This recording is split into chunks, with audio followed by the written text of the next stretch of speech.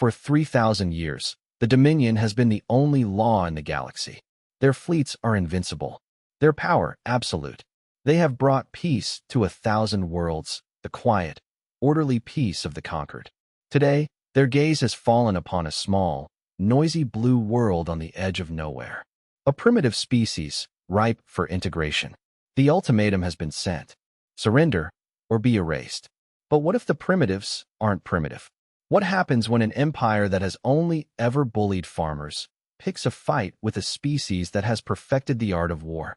And what is the sound of 1,000 arrogant assumptions shattering all at once?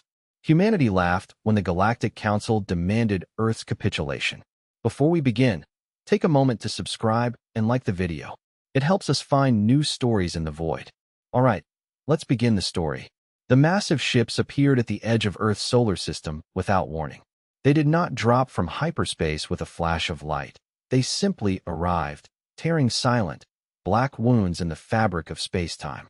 There were hundreds of them, each one a sleek, obsidian dagger bigger than anything humanity had ever built. They moved in perfect, silent formation, their hulls seeming to drink in the light from the distant sun, reflecting nothing back. They were voids, ghosts, predators come to a new hunting ground.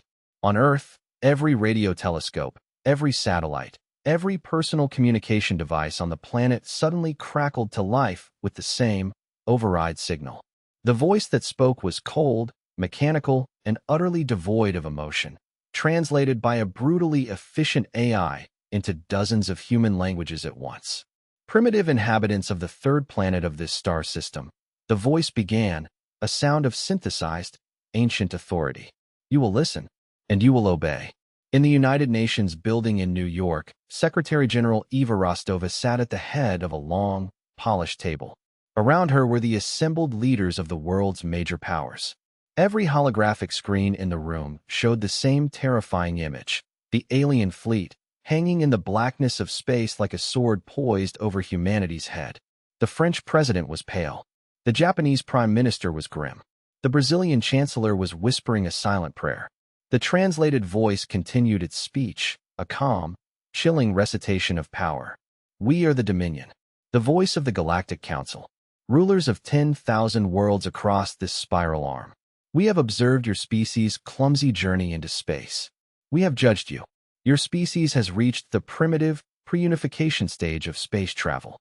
This makes you eligible for inclusion in our great and benevolent empire. You have 7 of your solar rotations to make your choice. The voice paused, a calculated, dramatic silence. Surrender completely. Destroy all weapons of a fishing grade or higher. Cede all authority to our appointed viceroy. Accept our rule, our culture, and our civilizing influence. Do this, and your people will be allowed to live, to serve, as productive members in our vast domain. The message then shifted. The image of the fleet was replaced by holographic footage from other worlds. Burning cities filled the screens. Creatures that looked like giant, graceful insects fled in terror as armored alien soldiers, tall and bird-like, marched through their streets. Proud, crystalline civilizations, wonders of architecture, were shown shattering into dust. These worlds chose to resist, the voice explained, and for the first time, a hint of something like satisfaction crept in. They learned that resistance is illogical. They learned that the Dominion's power cannot be challenged. You will learn this truth as well, or you will share their fate. The image changed again, showing a figure in ornate, glowing armor. It was Lord Admiral Valerius of the Signan Ascendancy, the military arm of the Dominion. He was tall and impossibly thin, his avian features sharp and cruel. His species had been the first to join the Council willingly, 3,000 years ago. Since then, they had become the Dominion's most feared and zealous enforcers. Look upon your primitive weapons, Valerius said, his own voice dripping with an ancient, cultured contempt. Look at your small, ugly ships that barely reach your own moon. Look at your divided nations, your warring tribes, that cannot even make peace among them. Elves, how can you hope to stand against the might of the galaxy itself, against a civilization that has known unity for 1,000,000 years? More footage played. The Dominion's war machines, colossal walking fortresses, rolled across alien landscapes like unstoppable metal mountains. Their ships turned entire cities to glittering glass with single, searing beams of light. Their soldiers, the Signan Paladins, cut through enemy forces like a scythe through wheat. We have destroyed civilizations that existed for millions of years, Valerius continued, his voice swelling with pride. We have brought order to chaos, unity to division. We have brought peace through strength. Your choice is simple. Join us willingly, or be crushed beneath our feet. Choose servitude, or choose extinction. The message ended with a set of coordinates near Jupiter, where Earth's formal surrender would be accepted. The alien fleet remained where it was, a silent, patient specter, utterly confident that no rational species would choose utter annihilation over a life of productive servitude. In the UN building, the silence stretched for long, heavy moments. Several delegates whispered frantic prayers in their native languages. Others stared at the screens, their minds frantically calculating impossible odds. The president of the European Federation looked like he was about to be physically sick. Then, Secretary General Rostova began to chuckle. It started as a small sound, a low tremor in her chest, barely audible in the dead quiet room. But it grew, louder, more confident. It was not a sound of madness or despair. It was a sound of genuine, unrestrained amusement. Other delegates turned to stare at her, their faces a mixture of confusion and horror. They wondered if the immense stress, the weight of their species' impending doom, had finally broken their leader's mind. Madam Secretary General? The Japanese representative asked carefully. Are you all right? Rostova tried to control herself, pressing a hand to her mouth. But the laughter kept bubbling up, shaking her entire frame.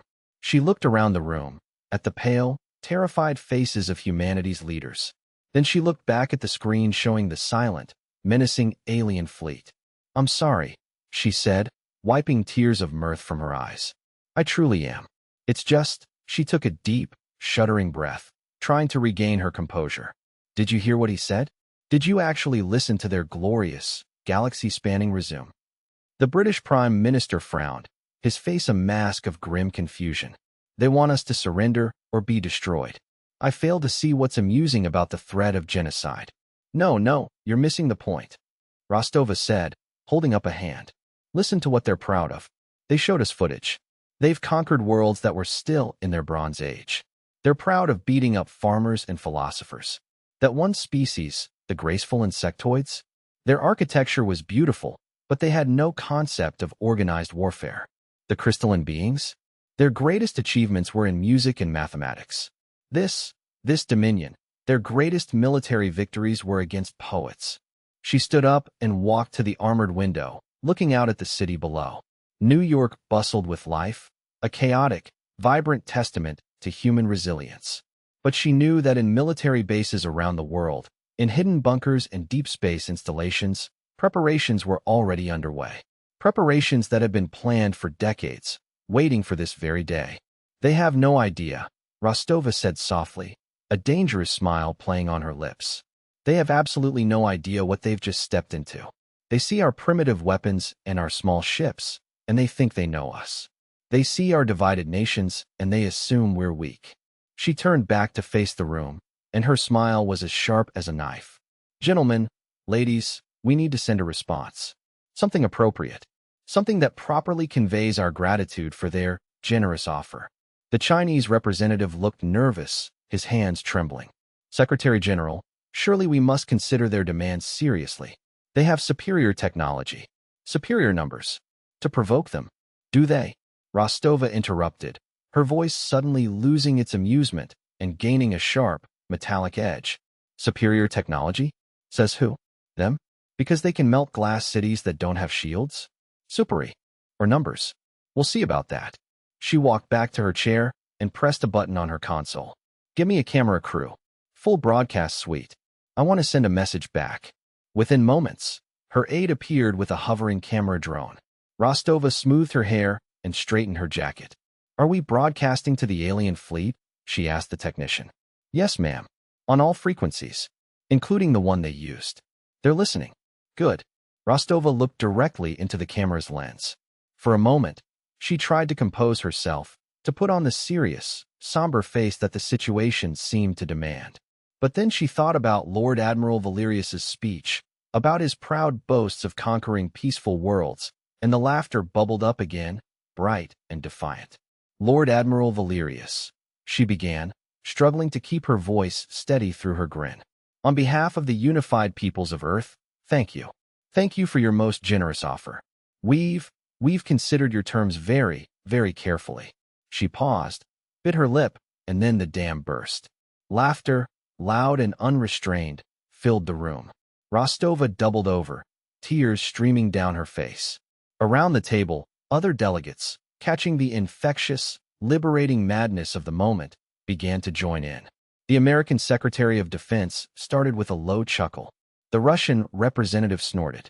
Even the usually stoic German chancellor cracked a wide, genuine smile. You want us to surrender? Rostova finally managed to say, gasping for breath. Because you defeated some planets that were still using sharpened sticks? Because you conquered civilizations that had never, in their entire history, invented gunpowder?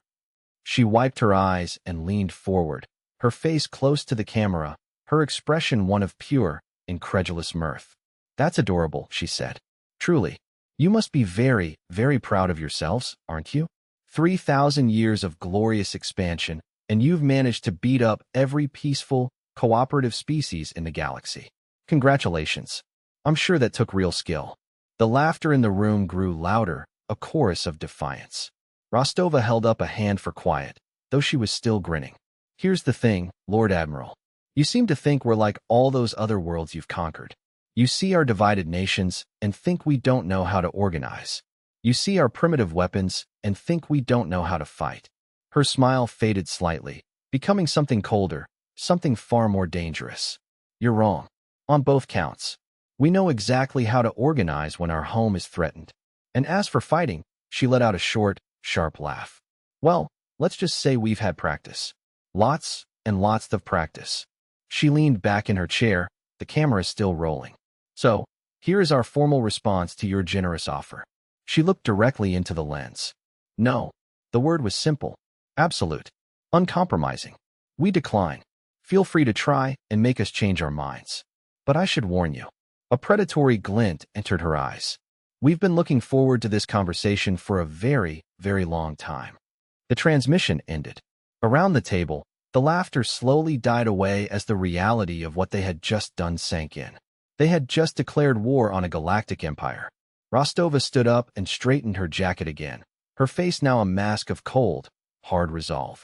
Gentlemen, ladies, she said calmly. I believe it's time to make some phone calls. We have 7 days to get ready for company. Aboard the Dominion flagship, the Fist of Heaven, Lord Admiral Valerius stared at the blank screen, his avian features contorted in a mask of pure, uncomprehending rage. Laughter, he hissed, his voice trembling. They responded with laughter. His tactical officer, a younger Signan named Lyra, was pale beneath her silver feathers. Sir, the message is confirmed. It was broadcast planet-wide. It seems to have bolstered their morale. Morale is irrelevant in the face of overwhelming firepower, Valerius snarled. They have sealed their own fate. For 3 days, the Dominion fleet hung in space, a silent, brooding presence. Their sensors tracked the frantic activity within the Sol system. Radio chatter increased dramatically. Small, crude ships launched from various ports and stations. Military units moved into position on the planet below. It was all exactly as expected for a primate. Eve world bracing for a hopeless fight. Look at this, Valerius said to Lyra, gesturing at the data streams. They're launching their crude chemical rockets as fast as they can build them. Probably trying to evacuate their leaders before we arrive. Cowards. Sir, Lyra reported, her voice suddenly uncertain. Our deep-range scouts report massive, coordinated movement in their asteroid belt. Not fleeing. They seem to be fortifying. Fortifying with what? Mining tools. Valerius sneered. They talk brave for a few days. Then reality sets in. But as the 4th day dawned, something changed. The Dominion's long-range sensors began picking up energy signatures that didn't match their expectations. The very chemical rockets they had been tracking were moving faster, much faster, than chemical propulsion should allow. Sir, Lyra reported, her voice now tight with alarm. The energy readings from those human vessels, They're not chemical signatures anymore. They've changed. I'm reading. Sir, I'm reading contained fusion drives. High-efficiency models. Valerius frowned, moving to the sensor station himself. The readings made no sense. According to their intelligence, humans were barely capable of sustained fission power. These signatures suggested something far more advanced. Sensor malfunction, he declared, though the words lacked conviction. Recalibrate all arrays and scan again. The recalibration confirmed the readings. Whatever the humans were using to power their ships, it wasn't anything in the Dominion's databases on primitive species. Then, Luna Base came online. The first sign was a sudden, massive spike in energy readings from Earth's single, large moon. Lyra's console lit up with a string of red warning indicators as massive power sources, previously hidden, activated across the lunar surface. Sir, something is happening on their moon, Lyra said, her voice rising with alarm. I'm reading weapon signatures, massive ones. They are continental in scale. The main screen flickered and showed a high-resolution image of Luna Base. What the humans had always publicly called their lunar research station revealed itself for what it truly was. A fortress. A fortress that would have impressed the Dominion's finest military architects. Vast sections of the lunar surface slid away, revealing underground silos that stretched deep into the moon's crust. From them rose weapon batteries of a terrifying scale. Kinetic accelerators hundreds of kilometers long. Plasma cannons that drew power directly from the moon's hidden core reactor. And across the entire visible surface, thousands of shield generators sparked to life, creating a shimmering, layered dome of protective energy over the entire base. That's impossible, Valerius whispered, his voice catching in his throat. Our intelligence said it was a small outpost. 100 scientists. A few labs. Sir, I'm reading over 10,000 military life signs on that base, Lyra reported, her voice trembling. And those weapons, they're not primitive at all. The energy readings match our own heavy cruiser batteries. As if responding to their attention, a focused communication beam lanced out from Luna Base toward the Dominion fleet. A new voice filled their bridge, speaking in perfect, unaccented Signan standard. Dominion vessels. This is Colonel Jax of Luna Defense Command. You seem surprised. Did you really think we built a permanent moon base just to collect rocks? More surprises followed in rapid, terrifying succession. Across the solar system, installations that had been dismissed as minor mining operations or quaint research stations began revealing their true nature. The asteroid Ceres, logged as an automated mining facility, opened like a great stone flower, its crust peeling back to reveal massive shipyards hidden beneath its surface. Europa Station's ice drilling platforms, supposedly searching for primitive life, rotated to reveal batteries of anti-ship missiles. The abandoned stations in the rings of Saturn suddenly blazed with activity, their communications dishes reconfiguring into directed energy weapons. This is impossible, Valerius said again, but his voice had lost its confidence. It was now a whisper of dawning horror. Our scouts surveyed this system for months. These installations, they weren't here.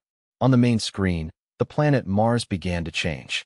What the Dominion had catalogued as small, struggling human colony. And failing terraforming experiments proved to be something else entirely. Massive doors, kilometers wide, opened in the planet's surface, revealing vast, cavernous underground facilities that stretched for hundreds of kilometers. Ships began to emerge from these hidden hangars, and they were definitely not primitive chemical rockets. The lead vessel was enormous, nearly as large as a Dominion dreadnought, but it was built along completely different design principles. Where Dominion ships were elegant, curved, and bird-like, this human vessel was a brutalist masterpiece of function over form. It was a blocky, ugly, terrifying wedge of armor and weapons. It bristled with gun batteries, missile pods, and defensive systems that the Dominion's computers couldn't even identify.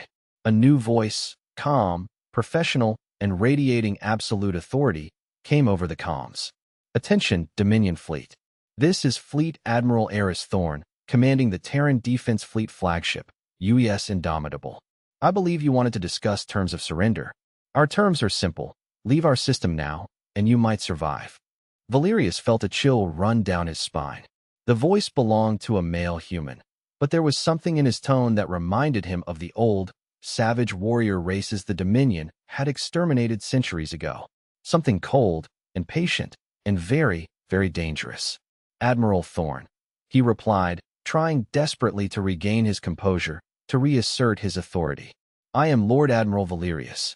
You are in violation of Dominion-claimed space. Withdraw your fleet immediately, or face the consequences." The human's laughter was nothing like the Secretary General's had been. This wasn't the laughter of someone who found the situation amusing. This was the laughter of a predator that had just cornered its prey. "Dominion space?" Thorn repeated, his voice laced with mocking disbelief. "This is our solar system, Lord Admiral. You're the ones who are trespassing." More human ships emerged from the hidden bases throughout the system. Each one was different from the others, a chaotic, non-standardized fleet that spoke of years of frantic, desperate experimentation. Some were fast and sleek, clearly built for hit-and-run tactics. Others were massive and heavily armed, designed to slug it out with much larger forces. A few seemed to phase in and out of normal space, their hulls shimmering with a technology that made the Dominion's sensors scream with error messages. "You wanted to know why we laughed?" Admiral Thorn's voice continued. "You've spent 3,000 years conquering worlds that had never known war. You've subjugated peaceful species that built beautiful cities and created wonderful art, species that spent their time trying to understand the universe, not how to kill their neighbors." The human fleet, now numbering in the thousands, began moving into a loose, chaotic formation around the Dominion vessels. Not attacking, not yet, but positioning themselves with a fluid, terrifying precision that spoke of extensive training and preparation for this exact scenario. "We're different," Thorn said, his voice dropping, becoming a low, dangerous growl. "We've been at war with ourselves for our entire recorded history. We've fought with sticks and stones, with swords and arrows, with bullets and bombs. We've fought with fire and poison and every single terrible thing we could imagine." He paused. "We turned killing into an art form. And you just walked into our gallery." Valerius looked around his bridge. His crew, the finest officers of the Signan Ascendancy, were staring at the tactical displays in growing, silent fear. The human ships had surrounded them completely, without ever seeming to move in a directly threatening way. It was a masterful, terrifying display of spatial control. "We knew this day would come," Thorn continued. "We've been watching your relentless, arrogant expansion for decades. Tracking your ships, studying your tactics, decrypting your communications. We've seen how you operate. You show up, demand surrender, and burn everything when you don't get it. It's a very effective strategy against philosophers and farmers." The UES Indomitable moved closer to Valerius's flagship, its weapon ports glowing with contained energy. "But here's what you didn't understand about us, Lord Admiral. When we heard you were coming, we didn't panic. We didn't pray to our gods or write sad poetry about the end of our civilization." His voice was a whisper of cold fury. "We did what humans have always done when a bully threatens our home." Valerius's throat felt dry as desert sand. "What?" he asked, the word a choked gasp. "What did you do?" Admiral Thorn's voice carried a smile that would have given nightmares to a creature that fed on fear. "We got ready for a real war.